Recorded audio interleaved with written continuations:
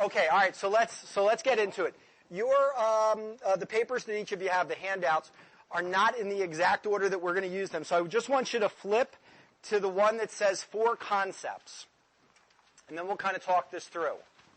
Now, there's 4 basic concepts that you need to learn to be able to do this. And what I would tell you is that it really does make sense to learn it verbatim. There's not a lot to learn verbatim. Most of it is just kind of a direction. But there are certain things that kind of like playing a song, if you played the piano, there's certain notes or certain keys that have to be hit a certain time in a certain way. It's the same thing here.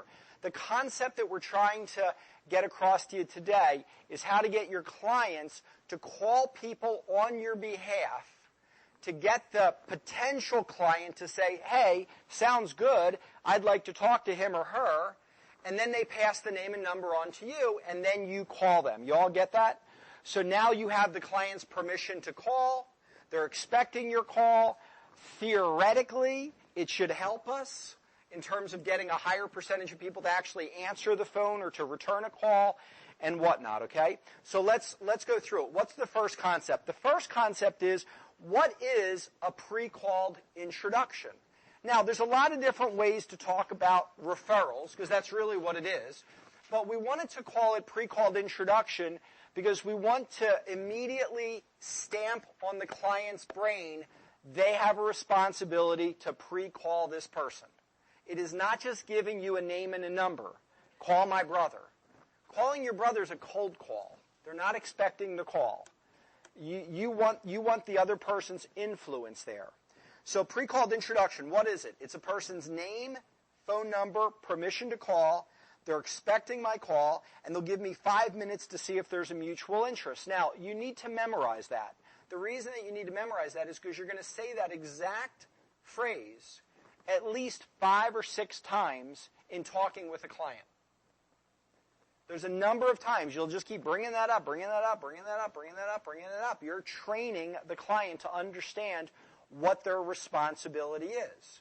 Now, I'll give you a quick side note. My brother's an attorney. He's been an attorney for 20-something years. And a few years ago, maybe 4 years ago or 3 years ago, something like that, he said to me, probably 4 years ago, he said to me, he goes, I need more of your business cards. I said, why is that? He goes, well, I ran out of the stack that I got years ago from you because I've been giving them out. And I said, you give out my card to people? And he said, yeah. I said, well, how many have you given out? He goes, I don't know. I probably gave out 100 or something like that. I said, Mike, I have never gotten one call in all the years that you've been doing this. Not one. I said, what do you say to people? He goes, oh, because he's an attorney. He does wills, things like that. So when he talks about their assets and their this and that, life insurance, he'll go, oh, you need more coverage. I'd reckon you should talk to my brother. You need to do something about that investment. You should talk to my brother. Here's his card. And he goes, every single one says, okay, I'll call him. I said, Mike, not one person has called me in all the years. And he goes, well, I don't know why. I said, can we make a change on that? Instead of giving them my card, how about if you just say to them, hey, would it be okay if my brother gives you a quick 5-minute call on the phone? It won't commit you. It doesn't commit him. You can just talk things through. He said, okay. So I gave him no business cards. I don't even want him to have one because if he has it, then he's likely to think he's actually helping me.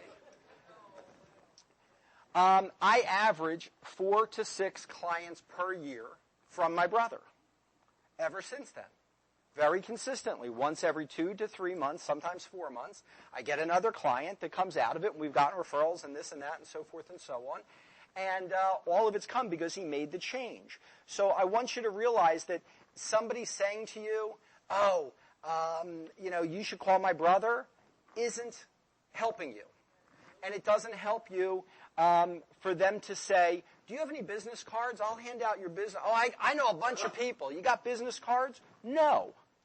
The only reason I give somebody a business card is so they have my number to give to me, or to call me. When they ask me, can I get an extra 4 or 5 cards so I can hand them out? Sorry, can't spare them. I'm telling you right now, it's a false belief that you're actually doing something good for your business. That does not help your business. Second, we have to understand what an F&A is, meaning how do you describe it? Because what I found is, to use a Safford expression, it's like nailing Jell-O to a wall.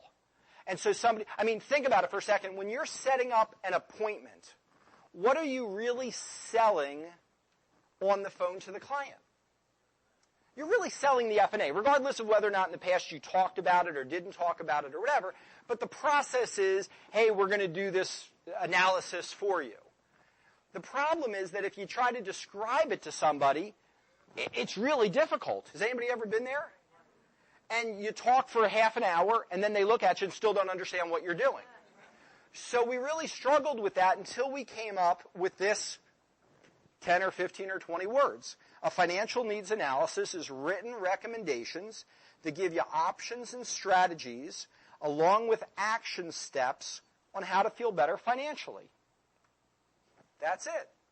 As soon as we started to explain to people that's what we do, we provide a financial needs analysis that's going to be written recommendations that give you options and strategies along with action steps on how to feel better financially, instantly we stop the big stress over talking and talking and talking but not really getting anywhere. Okay? Now, the nice thing is that if you want, you can throw in a question at the end of that statement. So you can say, a financial needs analysis is written recommendations that give you options and strategies along with action steps on how to feel better financially. Mr. Client, you would like to feel better financially, wouldn't you? So if you want to tie down or an inverted tie down, you can certainly do that. Okay, the third thing is how do you get paid? One of the things that we came to kind of suspect has been a hidden objection for quite some time, especially in today's world, because people are just more, I don't want to say sophisticated, but I'll say that they have access to more information. That's probably a better way to say it. So people are more suspicious. That's a better way of saying it. Today than they were 10 years ago or 20 years or 30 years. It's just very different. You know, when I was in college, you know, one of the 5 freshman years that I had, I used to sell cookware. And when I sold cookware, I sold it door to door, basically. And it was amazing that you could knock on somebody's door, and 2 seconds later they'd say, yeah, come on in. I really don't know how that would play out in today's world. I don't think that what I did then, because people are just more suspicious, rightly so. You know? And so I looked at the business, and one of the things that we said is one of the hidden objections that people have is, what's this going to cost me? So when we're scheduling appointments, we have to be sensitive to the fact that even if a person says yes, it doesn't mean they might not have buyer's remorse. Have you ever gone to a house and you get a dark house? All right, in hundreds of these appointments that I've done, I've been dark housed once. Only once. If I get in my car to drive somewhere, they're going to be there. It's a very different feel to it. They're expecting you to get there. They're excited about you getting there, and they don't have a lot of hidden reservations. There's still some, but they don't have a lot of hidden reservations because they know that there's not a gotcha on the pay. Y'all get me? So if you beat around the bush, and if you use expressions like it's complimentary, what I found is that actually builds people's tension. Because what happens is they go, oh, okay, good, all right, it's not going to cost me anything. They hang up the phone. They talk to their spouse, who typically isn't on the phone. And immediately the person goes, come on, what are you talking about?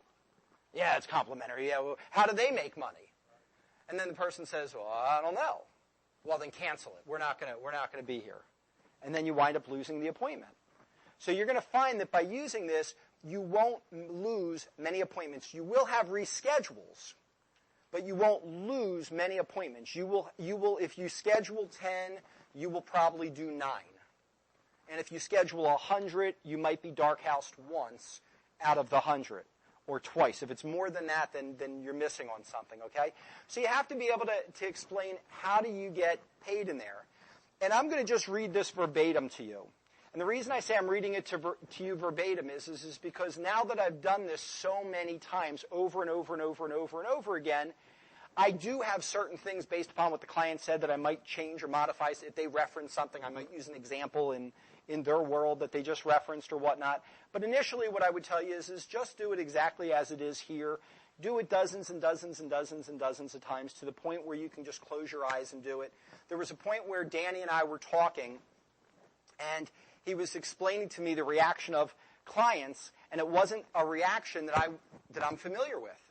And I said to Danny, I said, if you're getting a reaction that I'm not familiar with, then something's got to be different. So I said, tell me, give to me right now, how do you explain, how you get paid. And Danny started to go through it, and I said, you got the right idea. It just isn't the right words. You use different words. Trust me, you're going to get a different result. I don't know if it's going to be better or worse, but it's not going to be the same.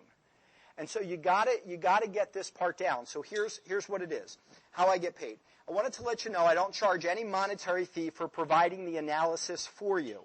So you don't have to worry that you're going to pay me $500 or $1,000 for the plan. You won't have to pay me $200 an hour as a financial planner or anything like that. Now, obviously, I do get compensated, and there's two parts to my pay. After we review the financial needs analysis, if you feel good about it and you choose to implement the recommendations, which is obviously completely up to you, the places I refer you to or that I help get you started with, these companies will in turn pay me a fee or commission, very much like the way travel agents used to get paid. Bottom line is they pay me, you don't. Does that make sense? They all say yes. Good, that's the first part of my compensation. The second part of my compensation is pre-called introductions. All of my clients give me 7 to 10 pre-called introductions. Now, pre-called introduction is a name, phone number, permission to call. The person's expecting my call, and I can talk to them for 5 minutes on the phone, and we can see if there's a mutual interest. It doesn't commit them. It doesn't commit me. It just says that we can talk things through over the phone, just as we are right now. Are you comfortable with that process? Now, what I found, and we've gone to the Hopkins things, and we know about the tie-downs and inverted tie-downs and all the different ways you can feed back and so forth and so on to clients. But what we found is for whatever reason, and I know yes, no questions aren't good questions typically, but we found in this process that you just lay it up there. You just lay it up there. You're comfortable with this process. You don't want them to feel like you're trying to close them. You don't want them to feel like you're slick or anything. You just want them to feel like it's conversational. Okay? Here's my process. Here's the way I work with people. If you're comfortable with it, we can move forward. If you're not, thank you very much. I'll hang up the phone. I'll go to somebody else. I'm not going to wrestle with you. And that doesn't mean there aren't times that I don't have to go a little further and re-explain or overcome an objection. That happens, and we'll talk that through in a moment. But the concept that I want you to get through is these are the rules that you have in your business. This is how you work with clients. Just as a dentist or an accountant or a doctor or whatever might say, here are the rules that we have in working with our office, you say, okay, that's it. You don't want to abide by those rules? Go see a different doctor. You all got that? Okay. And then the last thing that you have to get down is, what do I do? Because people will say to you, well, tell me, what do you do? You ever get stuck with that one? You ever feel like Ralph Cramden on The Honeymooners where you go, humana, humana, humana, humana, and you don't have a good way to explain it? Because your brain suddenly, there's 50, I could help you with this and with that. And the next thing you know, it feels like you're trying to sell, and nobody wants to be sold. People love to buy. Nobody wants to sell. That wants to be sold. So we have to come up with a way. Again, how do you explain? What do you do? In a clear, concise way so that people hear it and go, that makes sense to me. So here's what we've worked with. What do? I help people make smart decisions with their money. I work in all different areas. Sometimes it's working with people and helping them prepare for their retirement. Sometimes it's planning their children's education. Sometimes it's with people who've already retired that want to make sure they preserve their wealth and they never have to worry about running out of money. Sometimes it's different areas of insurance. Almost anywhere that people tend to spend money financially, I work. Now, is that helpful for you? Yes. If you get that down, and by the way, I want to point one thing out. You have to be careful that you don't say, I help people with retirement planning. For whatever reason, there's a violation for something because then it makes it sound like you're a retirement planner, but you can help people plan for retirement. I know that's a weird distinction, but just stay away from putting those two words together. Okay, retirement planning. So what we found is if you use this, I think you're going to find that it's going to be more comfortable and your calls will be shorter, more succinct. You will be happier, and the people that you talk to will be happier because you won't be on the phone with them for 3 hours and have them say, let me think about it. Okay, there isn't anything to think about. At the end of our call, it's yes, no, we're done. Right? No follow-up calls or anything like that. Okay, you all got that? Okay, so now let's go to the next page, which is right behind that one. It says how to set a pre-called introduction appointment. Now, this is the old which came first, the chicken or the egg. And everybody will always have the question of, well, how do I get the referral so that I can make the phone call to get the appointment?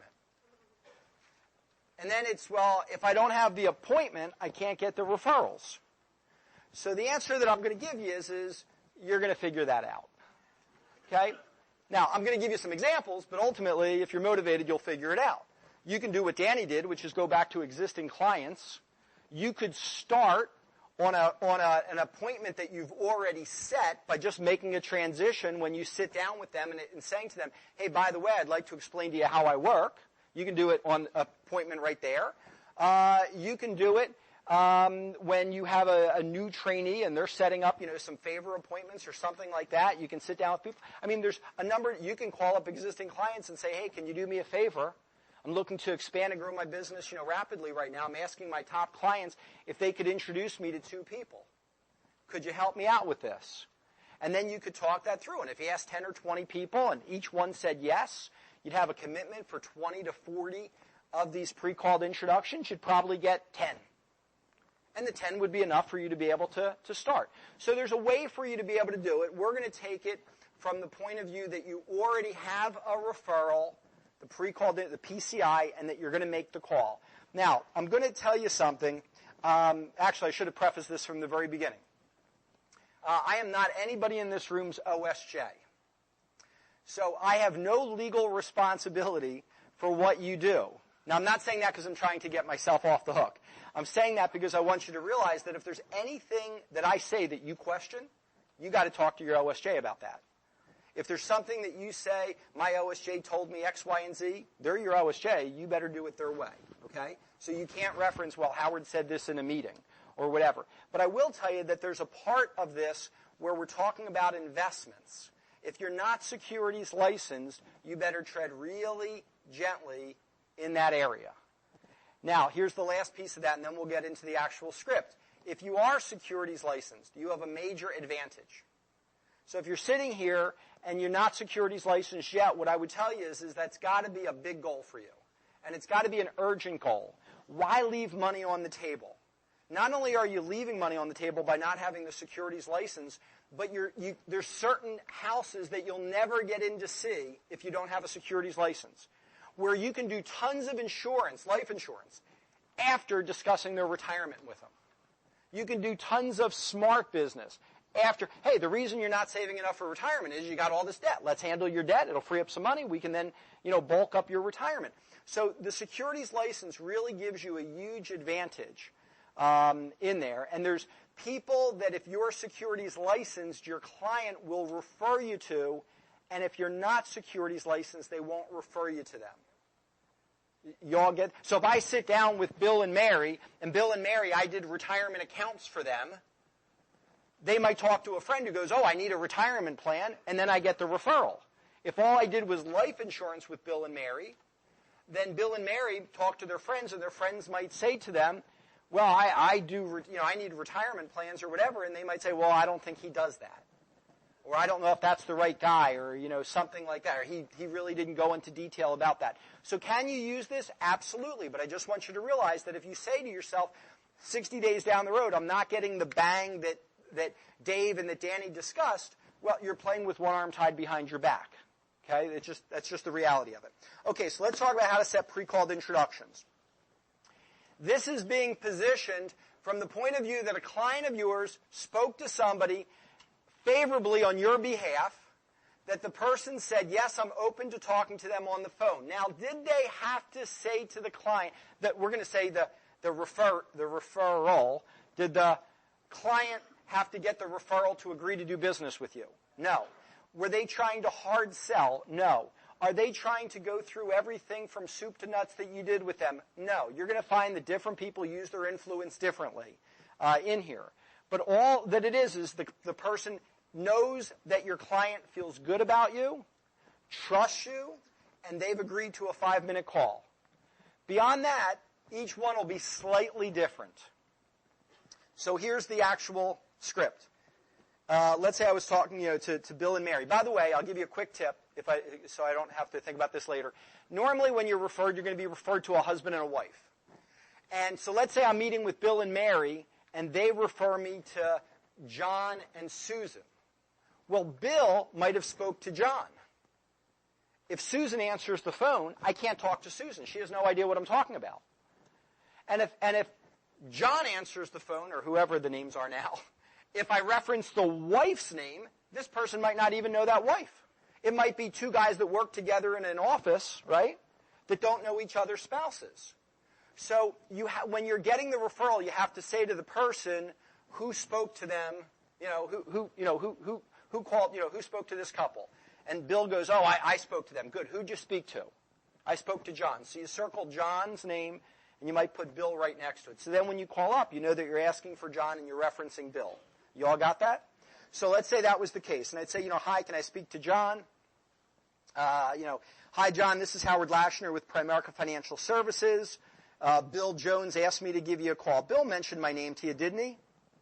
And normally they'll say yes. Every now and then you'll get surprised. Now let's back up for a second. You learn through the school of hard knocks sometimes. Sometimes you learn by the mistakes of others. This is one of those things that I got burned a number of times before I started to wise up. Every now and then I'd say to somebody, oh, Bill mentioned my name, didn't he? And they'd go, no. So now what I found is that just because a person says to me, oh, I spoke to this person, I don't believe them until I re-verify it. So I'll give you a quick example. I sit down with this couple, good couple, make nice income, good this, good that. There's no reason to believe that the referrals aren't going to be wonderful. They give me 8 or 9 or something like that. And I call up and the first person says, no, I haven't spoke to, John. Second person, no, I haven't spoke to John. Third person, nope, I stopped calling.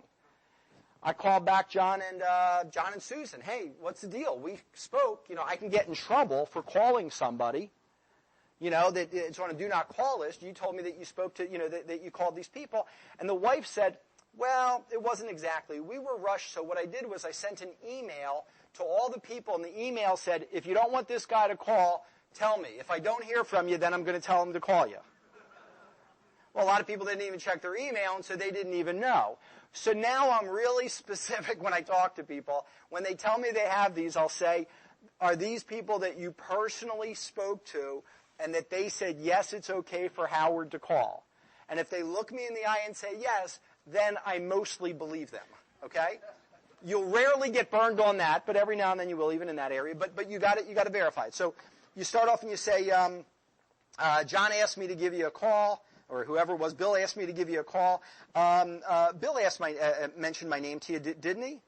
And they say, absolutely. Great. Is this a good time for us to talk for a few minutes?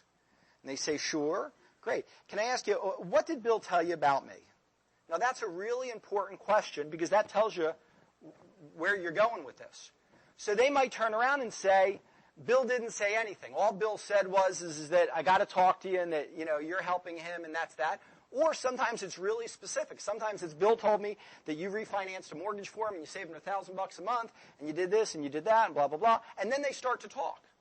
And then they just start to say, yeah, and I need one of these and I need that and that's why we're anxious to get together with you. And it's amazing what will come out just from that one question. But you need to know whether or not there's some credibility there if you've been positioned. Okay? So what did he tell you about me? And then I always say to the client, now, by the way, I'm going to add a couple words that aren't in here because in conversation you'd say it slightly differently. So what I'd say to the client is, I'd say, John, if it's okay with you, can I ask you a question? What area of your finances is of greatest interest or concern to you? And Danny, what type of answers do you hear when you ask that question? All right, debt. Okay, do you ever hear anything about kids' education? Oh, yeah. You ever hear anything about retirement? Probably very occasionally life insurance or something like that. So whatever they tell you is the greatest area of interest or concern is the section that you start off talking about. So there's a section on debt, a section on investments, a section on life, and a section on taxes. And the taxes are minimal, un poquito, so you'll see that in a second. But if they turn around and say that it's debt, then debt is what you want to start talking about. If it's retirement or kids' education, then that's what you'll start off talking about. So they should feel like it's just a conversation when in reality you have a very specific track because you know, I want to know who I'm going to see. Now let me give you another advantage of using this that I think you'll really enjoy as you get into this. As you start to do phone interviews, and that's what this is, so it's a longer process on the phone. But the benefit is you don't get stood up, and you get to decide if you want to see the person. See, when you're desperate for referrals, what you're trying to do is I'll see anybody. Once you get to the point, as Bob says, that you have more places to go than you have time to see, you start to get particular, and you start saying, I'm not driving there. And there are certain areas that you have in your mind that you go, I'm not going to see that, or I'm not going to do this, or I'm not going to do that. I like to see married homeowners. That's a good market to be in. In my personal experience, what I like to do is I like to work with people that are 50 and older. It's a wonderful market for securities. When you do life insurance, it tends to be nice and healthy because they're older. Sometimes you can get them to take a puff of a cigarette before you write them up. That normally helps a little bit. You say to them, listen, 12 months from now we'll come back, we'll handle the smoking issue. And they can refer you to their kids that are 25 and 30 and so forth and so on, and to their parents that are 70 and 75. So I tend to like that. But you'll decide whatever your market is. But I like to know before I walk in the house what I'm walking into. I have, for whatever reason in life, Maria and I have been blessed with a very hectic life. We have a lot of demands, as I'm sure you do too. So my time is really, really, really valuable to me. Like when I've just scheduled appointments the other day, I was scheduling them for August already. August 7th, I was scheduling appointments because we're so booked up in everything. Now, when I say that, it's not because I'm working 100 hours a week in the field. It's just because we have a lot of demands in a lot of different areas. So if I'm going to work, I'm going to work in a good market. I'm going to see people that I want to see. We're going to make money. I'm going to walk out and say this was worth the investment of my time. Y'all got that? So you don't have to schedule an appointment just because you called somebody. Just because somebody wants to meet with you doesn't mean that you have to meet with them. You can actually say no. Now I'm going to show you how respectfully to do that. But you can say no, or you can, after interviewing them on the phone, give the appointment to somebody else on your team that needs it as a confidence boost, where you as the more experienced person don't need the confidence, right? It's real. You don't need practice. So if you go through an appointment, if you go through an interview and you find one of two scenarios. One, there isn't anything for us to do for them.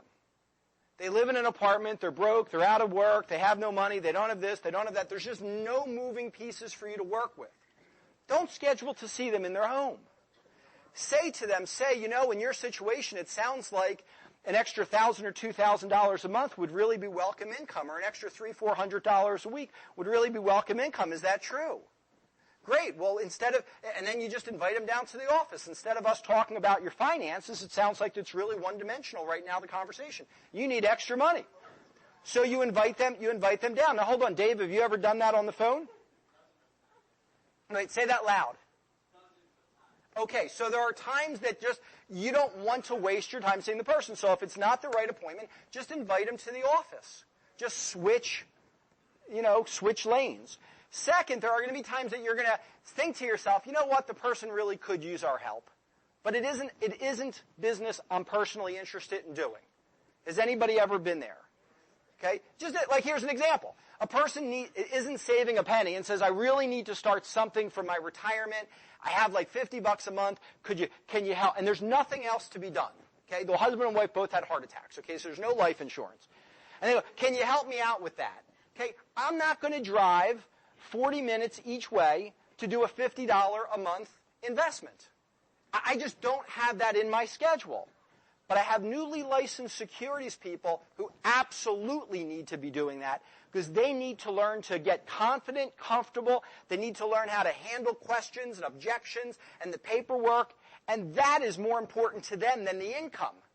They need the experience. So when the good clients come along, they're ready. They're prepared, right?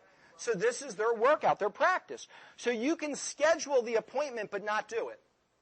Now here's how you do that. At the very end of the conversation, you just say to them, and assuming that you don't know who you're going to give it to, you just say to them, you say, wonderful, we're looking forward to seeing you on such and such a day. I want to let you know that it's either going to be myself or one of my business associates that will be coming by to be able to help you. And we're going to actually send you out a letter of well, you'll hear the rest of that in a second. So it's just a little thing. It's either myself or one of my business associates. When you call a plumber, the person that you speak to on the phone is not necessarily the person that shows up at your house, or an electrician, or a doctor's office. So-and-so doctor's booked, but I can get you into somebody else, or an accountant. So you don't have to feel like if it isn't the right one that you have to do it. You can create activity and build confidence for your downline doing that. And by the way, when you do that, it shows people that you really do have more places to go than time for, and it helps build their confidence that one day they'll be in that situation. So let's just go through some of the questions that you might ask. When you get down to debt, you'll ask, are you married? Do you own a home? Sometimes people are introduced as a couple. You assume they're married and they're not. Are you married? Do you own a home? What's the approximate value of the home? How much do you owe on the mortgage? Is there a second mortgage? How much is it? Do you have any credit cards, car loans, student loans, personal loans? How much is your total debt? Do you have a debt elimination plan and a specific date that'll get you debt free? Now, do you have to ask every single one of those questions? No. Could you? Yes. Sometimes it is appropriate. Sometimes the person engages you and says to you, "Debt, man, my debt's really crushing." Now watch this. Sometimes people will say to you, "My debt's really crushing and we're really in over their head and we want to schedule an appointment with you. Can we schedule?" Literally before you say anything, they say, "We want to schedule an appointment." Should you schedule the appointment right at that moment? No. You will actually hurt your credibility if you do that. Why? Because you want to take the attitude of, my time's really valuable. I am a very successful business person, and I have to explain to you the rules first, and I have to see whether or not you qualify to work with me. Now, do you use those words? No, but that's the attitude that you want to have. So if a person says to me, and it probably happens 1 out of every 10 times that you'll call, that somebody literally will just jump to, "Can we schedule an appointment?" What you say to that person at that point is we certainly might be able to do that, but before we do, if it's okay with you, I'd like to just get a better understanding of what your needs are, and then explain to you what I do, and then we can decide what the next step should be. Is that fair enough? You want them to get the feeling that your time is very valuable and that you don't agree to see everybody. By the way, that's another way to make sure that they're not canceling on you, because they're really anxious to see you, because people love scarcity, right? It's the law of scarcity. People love things that are rare, that are in high demand.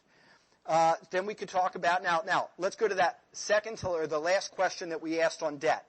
Do you have a debt elimination plan and a specific date that you'll be debt free? At the end of each section, you should then make some type of comment to let them know that that's an area that you could help with. So you might say something like, "That's one of the areas that I specialize in, debt elimination." Just that. It's a very soft sell. Do you understand that? So you ask them the questions, they lay it out. Now, by the way, one of the benefits of asking people questions over the phone about their finances is one of two things typically winds up happening. One, they don't know, which is actually good, because it creates credibility for you, because it actually wobbles their legs. Sometimes somebody initially might not be interested in an appointment, and you start to ask them questions, and they start saying, "I'm really not too sure. I'm not really too sure. Could be 16, could be 18, could be 20. No, I'm not sure if we paid that off."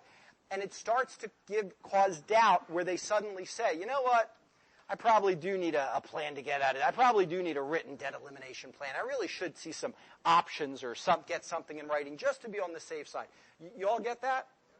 The second thing is the very act of asking questions creates credibility, because it implies that you're an expert. When you sit down with the doctor and you say, "Doctor, I have a headache," and he goes, "Really?" He goes, "Have you been coughing lately?" And you go, "Well, no." Now, he doesn't have to tell you what the link is between coughing and a headache, but you say, "This guy's so smart, clearly there must be some link between coughing and a headache." He doesn't have to tell you what the link is. It's just the very act of asking a bunch of questions creates credibility. You're positioned as the authority, which causes them to be uncomfortable with canceling on you. or standing you up or not doing what they said they were going to do. So it's all about credibility. When we go into investments, do you have any children? What are their ages? Is college for your children important? Now, by the way, when you ask questions to people, what I can't put on here is your response to their answer. So you don't machine gun it. How old are you? What's the ages? What's this? What's that? But it's not like that. It's very soft and comfortable. So you say to people, so what? Oh, how many kids do you have? 2. Oh, wonderful. How old are they? Oh, well, 2 and 4. 4. Oh, I'll bet that's a handful, isn't it? Yeah, absolutely. Well, tell me, is college important to you for the kids? Do you follow what I'm saying? It's just a comfortable, relaxed conversation. It's not I have to get through my checklist as quick as possible. And you don't have to ask every question. These are just examples, questions you can ask, okay? One thing that I have on here, which I really should have kind of knocked off here, and I just skipped over it, so I missed that. So we'll get to that in a second. After is college for your kids important? How much do you have saved for them? What types of plans do they have? Do you save monthly for them? Would you like to be able to? Then it says, one of the things I do is help people find funds for college. Are you familiar with the 529 college plans and the nonprofit organization You Promise? You should leave out You Promise. There was a time that we were working. We had some type of relationship. What type of work do you do? Do you have a retirement plan at work? How much is in it? Do you have personal retirement account? Not through work. Now, by the way, somebody could call you up and say, hey, I have $100,000 in retirement, and I need to know what to do with it. And you get all excited. You go, okay, great, I'll schedule. Well, they didn't tell you that you can invest the money. They just said they got $100,000. What if it's in their 401k at work? You're going to sit down and go through this whole presentation, whole appointment, and then they're going to show you an existing 401k statement, and you're going to go, all right, well, this was obviously for free. So you ask. Whenever I sit down to prepare somebody for a carryback, invariably what I find is they just didn't ask enough questions. So really be curious. Like if somebody said to you, I have $250,000. Here's a great example. Somebody says to me, I have $250,000. I need to know what to do with it. Can I schedule to see you? Well, before we do that, let me just get a better sense of your situation. Then I can explain to you what I do, blah, blah, blah. Then I ask him this. Is the $250,000 in a retirement plan? No, it isn't. Well, isn't that unusual? That's a lot of money not to be in a retirement plan for most people. So I said to them, if you don't mind me asking, where did the money come from? How did you accumulate $250,000? So they say, oh, unfortunately, my mother just recently died, and it was an inheritance. Watch the next question. Really, tell me, do you have any brothers or sisters? Why am I asking that question? Probably everybody got $250,000. I would like to know that because when I see them, I'm going to tell them to introduce me to their brother and sister. Now, what I just described to you happened to me last year. And I did business with a sister, and a brother, and it was about $1 million that we invested in total. And by the way, it started from a referral from my brother. Because the woman inherited this money and said, I need a will now that I have this money. She saw my brother. My brother said, hey, you got this money. You should talk to somebody. And then we found out about the rest of it. So when people tell you things, feel comfortable asking a question. Be curious when things don't seem to fit. Okay. Let's see. How's it invested? And then it says, here's a good question that you can ask. If your securities license, when they talk about, and again, you're doing this really to create credibility, but you can ask the question if they're talking about their retirement plans. Tell me, how did you decide to, what was the thinking behind, or how did you decide on how to allocate the assets? Now, typically, this is what people will say when you ask that question. I don't know. Really? And how much did you say you have in your retirement plan? $80,000. That one thing will get somebody to say, all right, you should come over and see me. Because they realize, I don't know what the hell I'm doing. Or what they say when you say, well, how did you decide how to allocate the assets? Or they'll say something like this. When we first sat down, they told us to put some in the risky stuff and some in the conservative stuff. Has anybody ever heard that? Right? And you go, oh, okay, that's great, So that kind of opens up a conversation, and it can create credibility. So one of the things I do, I'm reading now, one of the things I do is I show people how to properly allocate their assets to minimize risk and maximize returns. And then I can move on. Life insurance. Do you own life insurance? What's the name of the company? What type of insurance is it? What's the face amount? Is there any savings?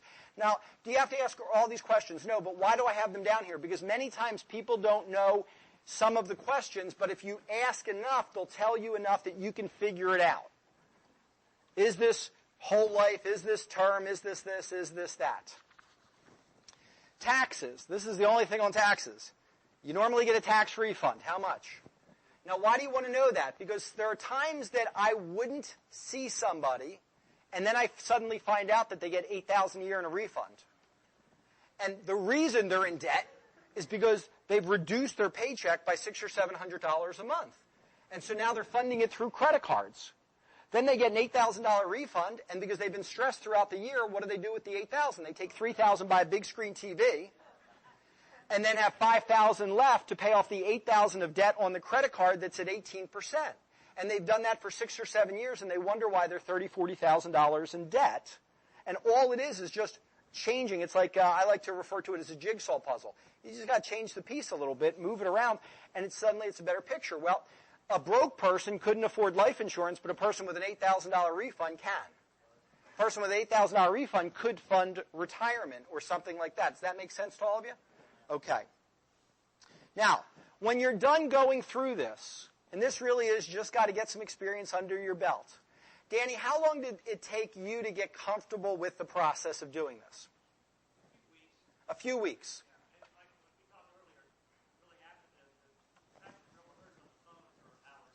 Okay, good. So you practiced, drilled, rehearsed for hours, but within about 3 weeks, you were saying to yourself, hey, I'm pretty darn comfortable with this. That's wonderful. And the reason I say that is because most of you sitting in here, and I'm just going to say it to you straight from my experience, but most of you sitting in here are still not comfortable with what you've been doing in the past, even though you've been here for longer than 3 weeks. And the reason is you never actually started the process of mastering it. And so what I'd really encourage you is to commit to yourself to not make this a lifelong process, where 3 years from now you're saying, hey, I think I'm just starting to get this down. It doesn't take long. If you do it for 30 days, this time in July, you can say to yourself, hey, I'm really comfortable with it. I pick and choose where I work, when I work. I have great clients, great this. You can be in control of your situation. I remember years ago Bob telling me, and Bob, there's so much, you don't realize this, but there's so much that I quote from you through the years that I've just stored in my head. Like one of the things you said is that one of the ways to stay young in life is to hang around with youth. And as I've gotten older, as Dave reminds me, I really have, I make that a priority. I like the idea of hanging around with the young bucks, the young Turks. And so one of the things that Bob said is, he said, after you build this business for a while, you can actually turn the hours around. Initially, the business is mainly an evening type of business. But once you build it after a while, you can actually flip it around where you can get some more normalcy to your hours. So I'm going to show you in a second on how you can schedule appointments where if you're full-time, you can do most of the work during the course of the day. You'd like that? Okay. I want Sure. to interject right there.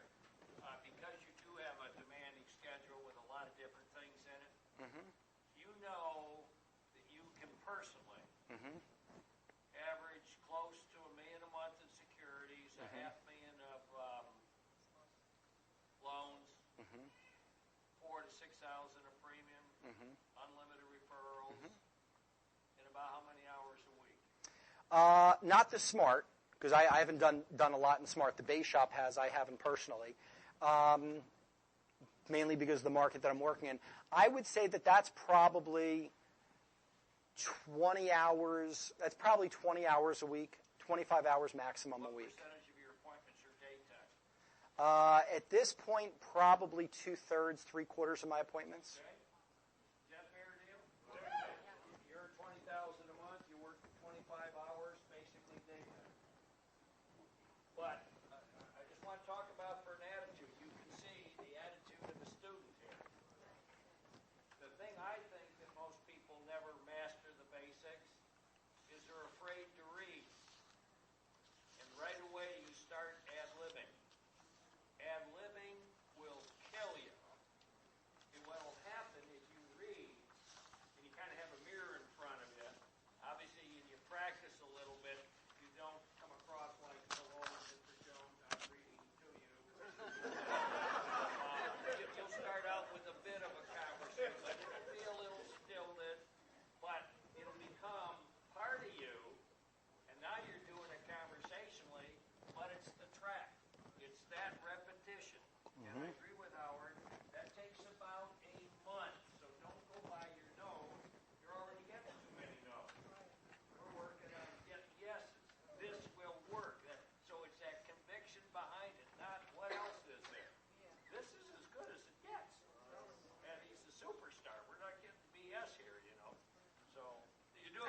Thank you, Bob. Appreciate it.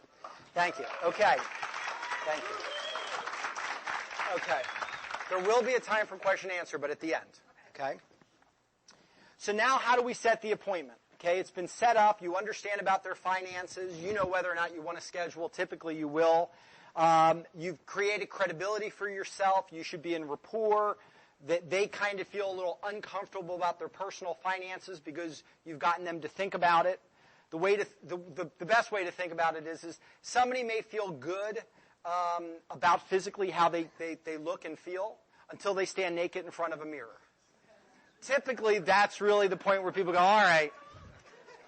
All right? Now, when you talk to somebody on the phone and you ask a lot of questions, it causes them to expose things they'd prefer not to expose.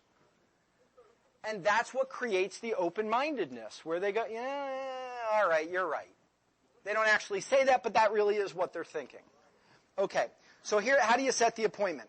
At the end, this is your closing process. You say to them, let's see, Bill was the client, John's the referral.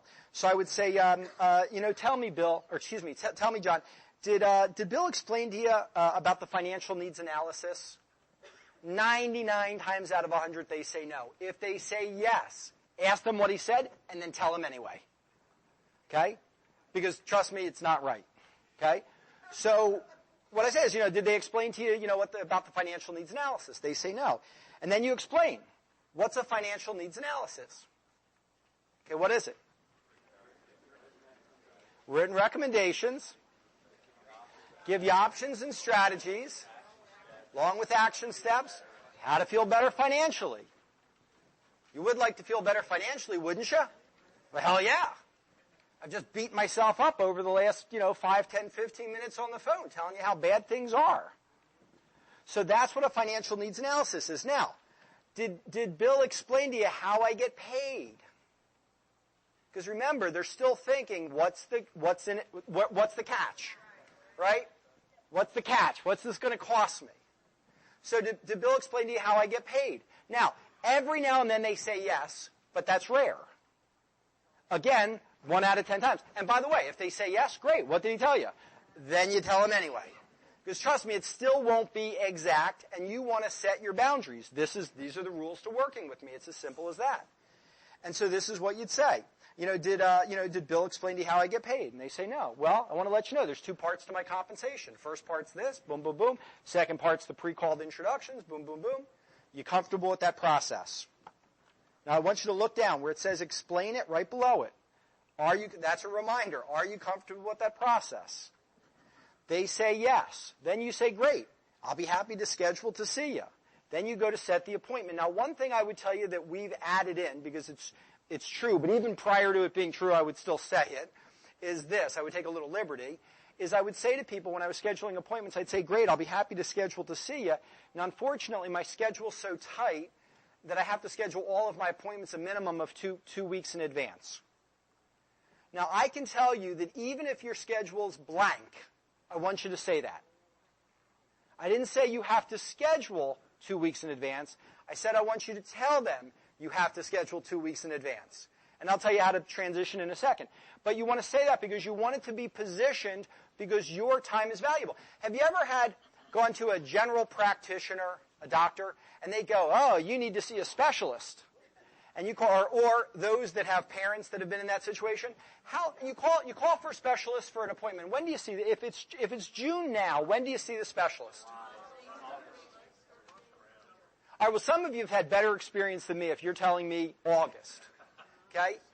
In my situation with parents, December, August the next year, February. Oh, we're 6 months in advance, 9 months in advance. We're 10 months booked out. And then the family doctor says, oh, I know somebody. I'll get you in. And they get you in 5 weeks later at the worst possible time. And you go, oh, thank you. Thank you. I'm so glad for this appointment. At the worst, I'm going to take a day off from work because otherwise I got to wait 10 months. Okay, you're all hearing the people saying yes because they've gone through that. Okay, so I want you to understand, you're the expert. You're the specialist. That's the way you want to think about yourself. So when you go to schedule the appointment, you want to tell them, my schedule is really booked. I just want to apologize up front. I typically have to schedule at least 2 weeks in advance with that. And immediately, if there was any defensiveness that they had left, which typically doesn't exist, it's gone. It's gone. I had a phone call the other day where I went to schedule the person, and the person started to resist, and they went, well, my schedule's really busy, and I don't know when I'd be able to see you. That's what they said to me. So I immediately reversed it. And I said, I apologize. I didn't mean to give you the impression that I could do this anytime in the near future. So my schedule is completely packed. I said, I'm already packed all through July. I can't get you until August at the absolute earliest. So now it seems to me that we should probably make arrangements for August right now, because if we have another conversation, say at the end of July, I'm not going to be able to see you probably till September or October. I said, we wouldn't want that to happen, would we? And he went, no, not at all. And then we scheduled for August. So you control the process, okay? So great, I'll be happy to schedule with you. Hey, I got normally book about 2 weeks in advance. Then you set the appointment. When you set the appointment, then you have, and it should be done in this sequence. You explain the concept of traveling double. Mr. Client, John, I usually have an apprentice who's training with me. And normally what I say is I usually have an apprentice that's training with me. I don't know what my schedule is on that day, but I'd just like to make sure that would be okay. They'd be here to observe me and just learn from me. Would that be all right? And they say, sure, 99 times out of 100. And then you can bring somebody with you. Now, what's the benefit to bringing somebody with you? Well, first, if you have new people and you're saying to yourself, yeah, but I've got all my personal appointments, how do I get in the field with them? Well, one of the things that will help them is seeing that you don't need them. So when you take a new trainee with you in your market, they watch, they see you get referrals, they see how many people you have, they see how far you're booked in advance. They don't look and say, oh, well, the reason he's telling me to schedule appointments is because he's trying to make money on me. Have you ever hired somebody and you had resistance about their market? Well, that's why, because they look and they think to themselves, well, you hired me just so you could make 3 sales. So instead, what you want to show them is listen, short term, it actually hurts me to work with you. Right? I'm going to split the referrals with you. I have the cushy market. I can remember Bob telling me years ago, when you work in a referral market, all of your sales are bigger. When you work in a trainee's market, all the sales are smaller. Well, that's true. Because I choose where I work, my average life sales $1,500. I make between $3,000 to $5,000 on average per appointment that I do. $3,000 to $5,000. You put me with a trainee, I'm back to making $300 to $500 or $600 per appointment. Now, hold on. Long term, that's where the money is. So so now the trainee understands this is an investment. We're both making an investment, right? I'm going to work with you to help you build a business and build a market, even though short term it isn't. There's not an advantage because I'm so well booked on my own. Now, do you have to use those exact words? Of course not. But again, you exude it through your pores, the confidence, and you won't have the same resistance. Additionally, it's wonderful for a person to see you meet one person and get 7 or 8 or 10 referrals, because then they understand the concept of them having a top 25 and turning it into 50 or 100. It's easier to understand the concept of taking a top 25 warm market and turning it into a lukewarm market where you're far more effective. Shake your head yes if you understand that. Okay? And your warm market, typically you're not going to be real effective with because people know you and they know that you're not an expert. So it really is the referral market, the people that you've been introduced to through a third party where you have the most influence. So you explain traveling double, and then you ask for 5 days notice for rescheduling. And this is why we don't get dark houses. This is basically how we say it. John, I'm really looking forward, to meeting you on, such and such a date or whatever. I just have one favor to ask. I have a great business. I love it. The only challenge I ever have is if somebody calls last minute to reschedule or make an adjustment with the time. So if you could do me a favor and just give me 5 days notice, if you need to do that, there's no problem at all if we have to make an adjustment. But if you could give me 5 days notice, I'd really appreciate it. Can you do that for me? And they say, absolutely. Now, if somebody calls me 6 days beforehand and wants to reschedule, is that okay? Yes, there's no problem because there really is enough time for me to fill the slot. The problem is when I'm getting in my car and the phone rings and the guy goes, something just came up. I've done appointments where the person has met me at the door and said, I want you to know, we really had to jump through hoops to pull this off tonight. And I say, well, what do you mean? Oh, well, all hell broke loose, but we knew it was within the 5 days, so we couldn't call you. Good. I'd rather your schedule be crazy than my schedule be crazy. Because your schedule was crazy once. Mine would be crazy every single day for every single appointment. So I'd rather inconvenience them than inconvenience me, if you understand that, right? Yet you have to be able to do that. So you have to explain the 5 days notice. Next thing, you then tell them that you're going to send a confirmation letter. The confirmation letter will have my contact information, along with a brief list of some things for you to have available, so that when we get together, we can make good use of our time. By the way, if you can't find everything, don't worry. But the more, the better. Now let's back up and talk about that. The reason we send the letter of confirmation is because I want to walk through the door and have everything on the kitchen table. Otherwise, they start to search for it, and it either takes hours, and then you're screwed up with your schedule for everything else, or they can't find it, and in which case now you're playing telephone tag and following up, and did you get that? Did you find this? And it takes a lot more time. However, the balance is, if they get too stressed about finding everything, you'll never do an appointment. Because rarely do they find everything. And the fact is normally you don't need everything anyway. There's some information you don't, they can't find their pay stubs, who cares, right? So you send them a letter of confirmation. And the letter of confirmation has a list, but you position it again, saying to them, hey, if you can't find everything, that's okay, but obviously the more the better. Then you get an exact address from them so that you can then send this letter of confirmation. Then you give your name and number. Again, hey, by the way, if for some reason you hang up the phone today and you talk with your wife, Susan, and she says, geez, that date just doesn't work, there's no problem at all. You can just give me a call, but I will send you a letter of confirmation that will also have my contact info. Fair enough, great, looking forward to seeing you, boom, bye. Now, we'll get to the letter of confirmation in a second. I asked before who would like to be able to schedule a bunch of daytime appointments. Raise your hands. Who would like to be able to do that? All right. Go to the page that says Setting Daytime Appointments.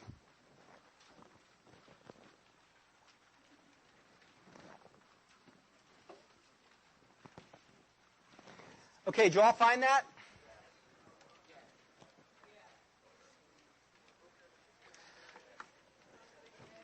Okay, shh. Now, at the end, when you say to the person, after you explain compensation and you say, are you comfortable with that process? And they say yes. Okay? What you can say right at that point if you want to start doing daytime appointments is this. Now, by the way, are they feeling a little awkward about their financial situation? Have you been positioned as an expert? So do you have more credibility than you would normally? So you can ask them to accommodate your schedule. Just as a specialist says, hey, listen, I got Tuesday at 9:30 and that's it. And you go, okay, I guess we're taking off for half a day to Tuesday at 9:30, right? So this is what you say.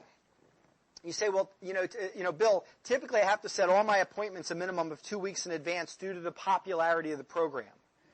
Although if you and your husband, or let's say wife, if you and Susan have flexibility with your jobs, maybe one day you could go in late or leave early or take a vacation or a personal day, then I could probably see you sooner.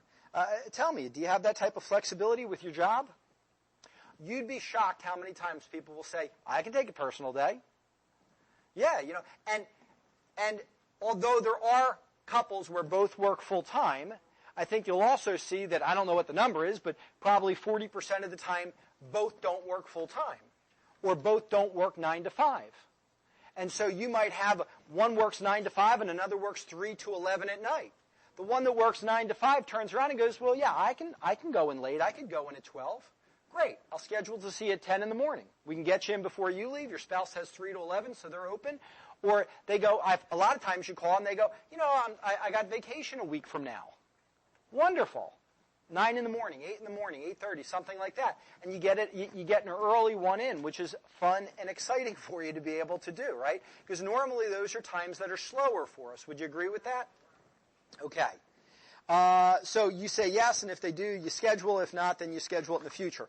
Now, before we go to anything else, before we go to the letter of confirmation, when you say to a person, hey, I normally have to book everything two weeks in advance, blah, blah, blah, and you're looking at your schedule and it's wide open, and you're thinking to yourself, I don't want to wait 2 weeks. But you can't say that because you know the commercial never let them see you sweat, right? So you got it, it's like poker, okay? You got your poker face, right? I'm not going to let you see what cards are, even though it's completely blank. So then what you do when you go to schedule is you say this. You say, okay, let's take a look 2 weeks from now.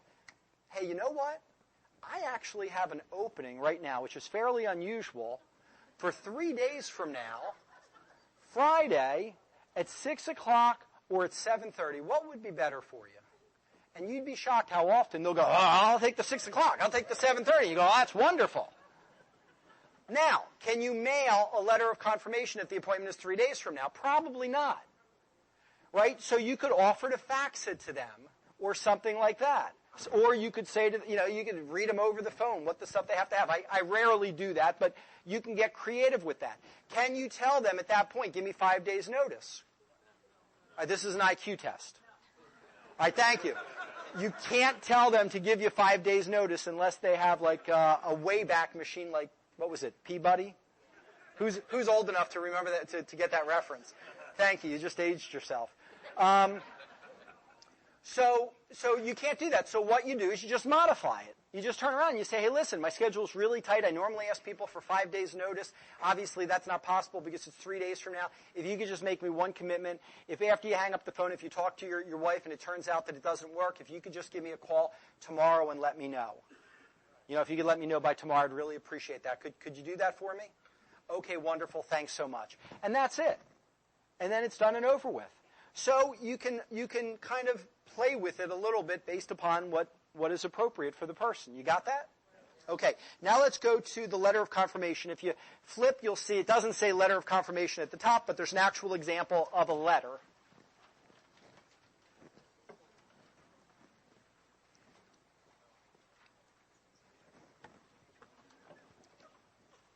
Okay, you all got that? Is that the first page? Good. Okay. So it gives you a format on it, and you'll see it says, thank you for allowing me a few minutes of your time. I'm looking forward to meeting with you on Wednesday, January, whatever. I know this will be time well spent. Please try and gather the following information which applies to you for our appointment. Now, normally, when we send a letter, it's just a boilerplate letter. But every now and then, I know that half of this doesn't apply, and I'll actually delete it from there, okay? But it's okay if you send something and not everything applies to the person. So it just gives a list of stuff that they can have. And it says, if for some reason you're not able to gather all the information, don't worry about it. We'll work with the information you've gathered. I don't want them to cancel the appointment because they don't have all the info. By the way, now that I just said that, I violated one of my rules. Never use the word cancel. Nobody ever cancels an appointment with you. They reschedule, they adjust the time.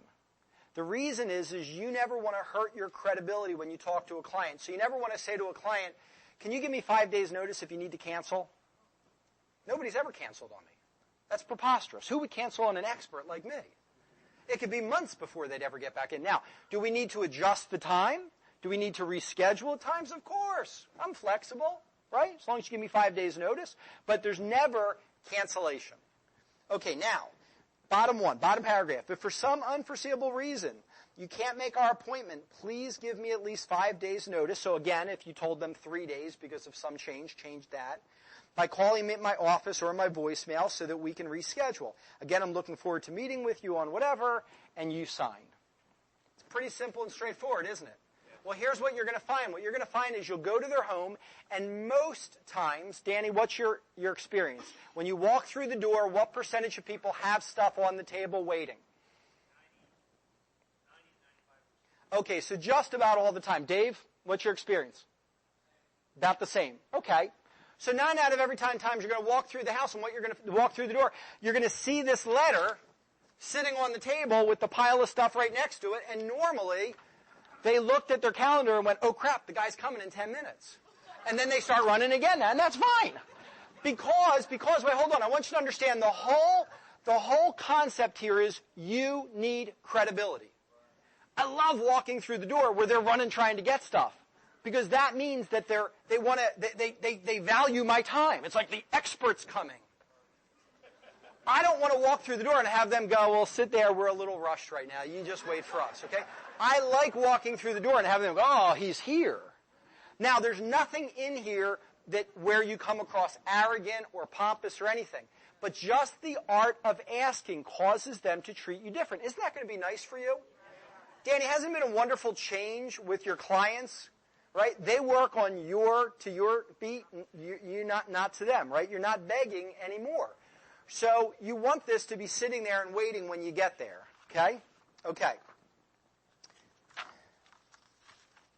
Let's go to...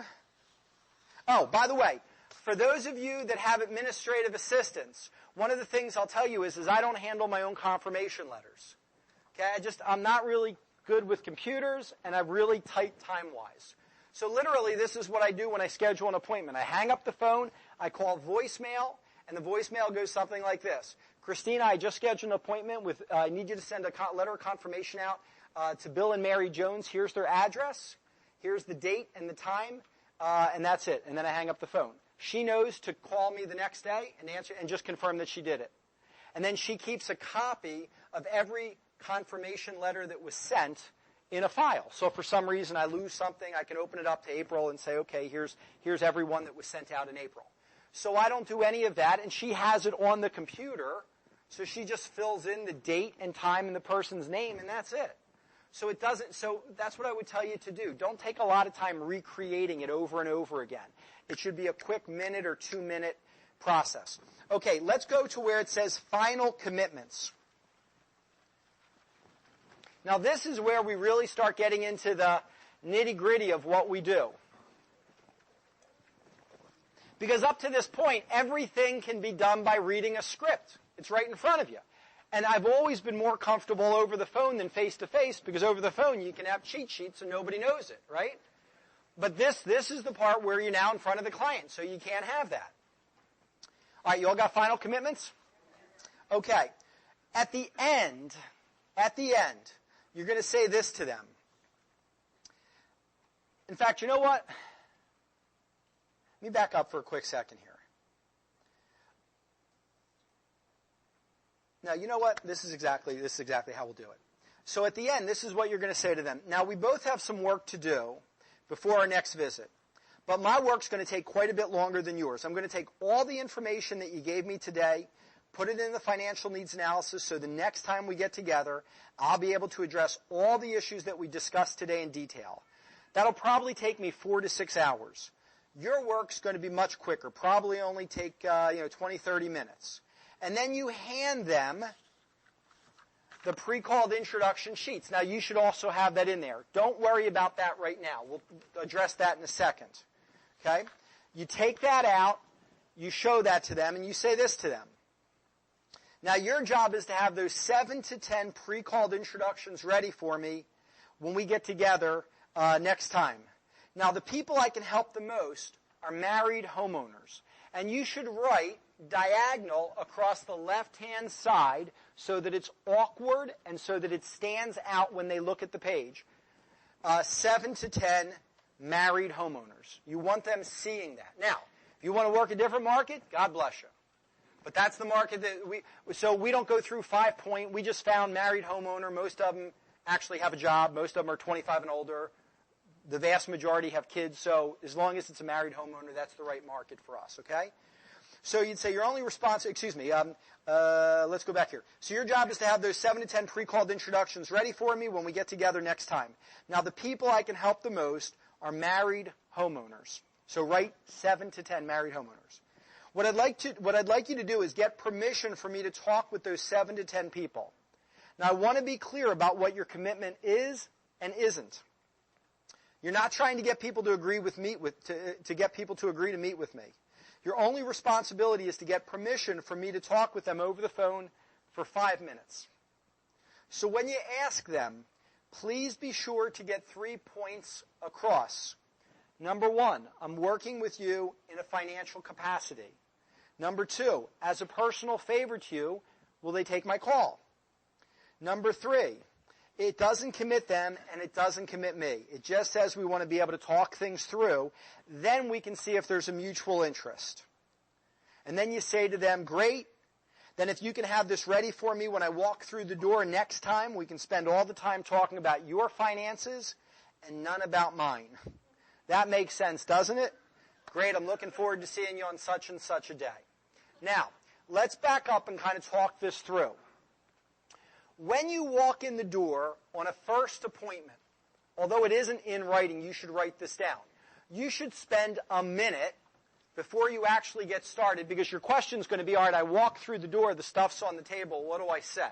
I like it, but what do I say? After, the preliminary pleasantries and whatnot, then what you should say to them is before we get started here, I just want to take a quick 30 seconds and review some of the stuff that we talked about over the phone. John, when you and I spoke, I know, Mary, you weren't part of the conversation. And then you very quickly just explain to them that what your goal is today is to gather information to do a financial needs analysis, and here's what a financial needs analysis is. And then this is what I say to them. And I say, now I know, Bill, I explained to you how I get paid when we spoke over the phone, but it bears repeating again. And I always repeat, Jason, the the compensation all the time, over and over and over again. Here's the 2 parts to my compensation. You take my recommendations, I get paid, a fee or commission, and, and the 7 to 10 pre-called introductions.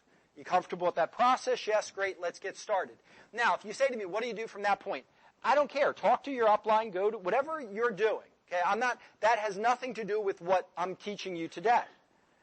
And I don't think that what I'm teaching today has any bearing on what you do. You can fit anything into there. You just want it positioned so that when you walk through the door, you've reminded them of the 7 to 10 pre-called introductions. Then at the end of the first appointment, you get a commitment again that they're going to have them waiting for you when you walk through the door on the second appointment. You all got that? Now, one thing I will tell you is timing is everything when you're talking with people. There's a right time and a wrong time for everything. Will you marry me is a great question, but not on the first date, right? You got it. There's timing for everything. So, when at the end, I suggest that you schedule the follow-up appointment first. And after you have the firm thing, literally the last thing that you're going to say is, great, now we both have some work to do, blah, blah, blah, blah, blah. Don't go through the commitment for referrals or the 7 to 10 pre-called introductions and then schedule. Schedule and then go through the commitment for the 7 to 10 pre-called introductions. We just found it flows better, you have a little bit more leverage with it, and it's the last thing that's on their mind. Now you just went through this. Percentage-wise, anybody that hasn't been doing this, so this is only a question for those that haven't been doing this. Percentage-wise, if we do this with 100 people, how many of those 100 will have 7 to 10 or so pre-called introductions waiting for us the second visit when we walk through? What would you guess? 50%, 90%, what else? 80%, 30%, 100%? All right, here's the answer, about 1%. Okay? 1%. I can tell you right now that what you just learned, all it does is it gives you leverage to now get the referrals. You're not done. You're now in the middle. You're not done. Okay? As soon as you walk out the door, they will forget. They'll forget. You'll come back a week later, they'll go, oh my gosh, things have been so crazy. Don't worry, I promise we'll get them for you, and you will never get them. Worse than that, they will grow to hate you. No, I want you to really appreciate this. You know why? Because you've now become the bill collector. You're the person who calls up once a week and goes, I know you're home. I know you're listening to the answering machine. Why aren't you returning my calls? I need some frickin' pre-called introductions here. I'm dying, right? Throw me a bone, right? And they start to hate hearing from you. So here's what I would suggest. I shouldn't say suggest. Here's what I'm telling you need to do. You need to call twice between the first and second appointment to verify they're done, and don't go back until they're done. When you go to a doctor's office, you know how there's a sign that says payment is due when services are rendered? Okay, when I go in to give the financial needs analysis, okay, it's one of these things. I give them that, and they give me the referrals at the same time. Okay? You don't give me the referrals, you ain't getting the right? Hey, you like this? This is really awesome. You can't believe how good this is. Hey, hold on. Leave them on the table, and then just walk away. All right? I want my referrals. You all got me? I'm not giving the financial needs analysis and then getting stiffed. I want my referrals. You've got to get referrals. Never go back if they're not done. Especially when you could have made a lot of commission. Because the commission is the thing that will seduce you into doing the wrong things. It'll cause you to compromise, where you go, yeah, but I really need that $1,000, and they've got $100,000 in cash value, and I can give them $500,000 and save them money. And when they see that, then they'll give me referrals. No, they won't. They won't. They'll do business with you, maybe, because they've already proven they don't respect you. They've already proven to you that they can tell you repeatedly over the phone, yes, I'm comfortable. When you first walk through the door, yes, I'm comfortable. At the end of the first appointment, yes, I'll do it. But the 2 follow-up phone calls, yes, yes, yes. So they've already said a minimum of 5 times, and then they don't do it. Trust me, you're getting screwed. And then they'll cancel on the back end even if they do it, because you'll be following up asking for referrals, and they'll get ticked off at you. They'll start to look. Have you ever lent money to somebody and after a while they start treating you like you did something wrong? Like, dude, where's my $15? You know? And they just went out and spent like $50 on a meal. You're like, you just spent my money. Where's my money? Oh, well, you got to eat. No, you don't. You got to give me my $15. That's got to be your attitude. Okay? Don't make me a bill collector. Now, by the way, I've had people say to me, well, how about if I give them to you after? And I say to them, I'm sorry, I can't do that. Have you ever gone to a doctor's office that says payments due and services are rendered? Let me explain to you why they have that there. Because the doctors have found out that they don't want to be bill collectors, that that's the wrong relationship to have with their patients. And it's the same thing with me. I could never put all the time in and energy into helping you financially make good, smart decisions if I had to divide my focus into following up on people that owed me those pre-called introductions. Just couldn't do it. Just don't have it. So it's just a system that we've done for a number of years that we find our clients are very comfortable with. The reason that we met you was through so-and-so and whatnot, and that's something that we have to adhere to. Does that make sense to all of you? Okay.